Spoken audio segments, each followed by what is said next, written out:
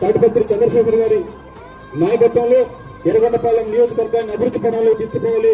ఒక పోరాడుతున్న నాయకుడు పెద్ద అని చెప్పాడు, ప్రోటోకాల్ ఇవ్వట్లేదని. నిజంగా ప్రోటోకాల్ ఇవ్వట్లేదు. గెలిచిన ఎమ్మెల్యేను ఏ ప్రోగ్రామ్ లోకి వెళ్ళినా కూడా ఎమ్మెల్యే ఉన్నాడు, ప్రోటోకాల్ పిలుపుండదు.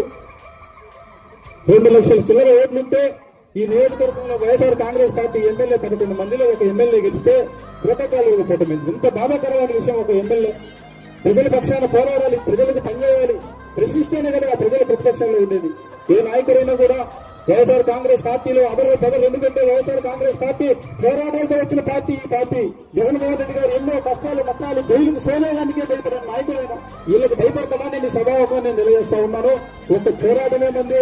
రానున్న రోజుల్లో జరగబోయే ఎలక్షన్ లో కూడా మనం పోరాటం చేసి అన్ని సర్పంచులు, ఎంపీటీసీలు అన్ని గెలుచుకుందాం. వైఎస్ఆర్ కాంగ్రెస్ పార్టీని అభివృద్ధి పదంలో తీసుకుపోదామని ఈనాటి ఈ కార్యక్రమంలో భాగంగా నాకు ఈ అవకాశం ఇచ్చిన వైఎస్ఆర్ కాంగ్రెస్ పార్టీ నాయకులకు, కార్యకర్తలకు అందరికీ నా హృదయపూర్వక నమస్కారాలు ముగిస్తా ఉన్నాను. Thank you.